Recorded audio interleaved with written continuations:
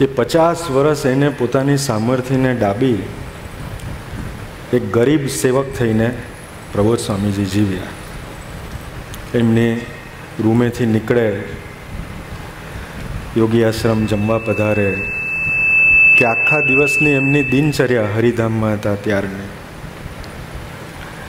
પણ એમાં બિલકુલ હુંહાટો નહીં, બિલકુલ છલકાટ નહીં.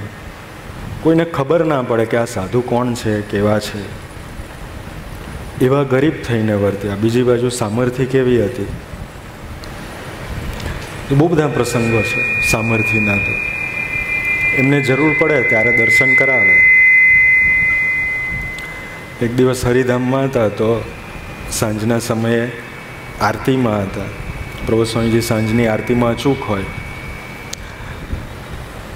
એટલે હું બી ગયેલો એ દિવસે આરતીમાં. એટલે પછી આરતી પછી એ નીચે ડેરીએ પ્રદક્ષિણા કરે હતા, સાથે પ્રદક્ષિણા કરતા હતા. સ્વામીજી બીજે દિવસે નેત્રંગ પધારવાના હતા અને આપણા જ ભક્તોની, સુરતના કાર્યકર્તાઓની શિબિર હતી નેત્રંગમાં. 2016-17ની વાત હશે. પ્રભુ સ્વામીજી પ્રદક્ષિણા ફરતા હતા, હું સાથે ફરતો હતો. એટલે સર્વમ સ્વામીએ મને બોલાવ્યો હતો, એટલે મારે નેત્રંગ આવવાનું હતું ને પછી આગળ એવીએમ બી આવવાનું હતું. એટલે પ્રભુ સ્વામી મને કે તું કાલ જવાનો છે એવીએમ, અરે નેત્રંગ? મેં કીધું હા સ્વામી જવાનો છું. મને કે ગાડીમાં જગ્યા છે?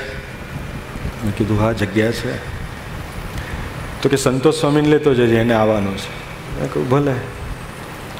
પછી તો પ્રદક્ષિણામાંથી પૂરું થયું અને ઉપવાસનો દિવસ હતો. એટલે પ્રબોધ સ્વામીજી એમની રૂમે પધાર્યા અનિર્દેશ, અને હું આમ યોગી આશ્રમ બાજુ ગયો.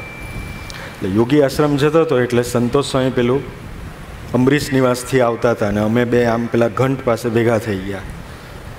એટલે મેં જોયા. એટલે મેં કહ્યું ડૉક્ટર તારે નેત્રંગ આવવાનું જ કાલે? તો કે હા.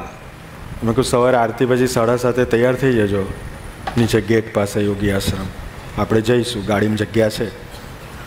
મને કે ભલે. પછી મને કે ભાઈ તને કેવી રીતે ખબર કે મારે નેત્રંગ જવું છે? મેં કહ્યું મને તો પ્રભુ સ્વામી કીધું હમણાં પ્રદક્ષિણા ફરતા હતા. તો ડૉક્ટર કે હું સવારથી વિચારમાં છું કે નેત્રંગ કાલે જવું છે, કોણ લઈ જશે, કેવી રીતે જઈશ, ગાડી, જોડ, સારથી. મેં તો કોઈને કીધું નહીં. તો એ સામર્થ્ય છે. એવા સાચા ભક્તો હૃદયથી પોકારે તો સામર્થ્યનું દર્શન કરાવી બી દે. સ્વામીજી સ્વધામ પધાર્યા અને હજી તો અમે હરિધામ હતા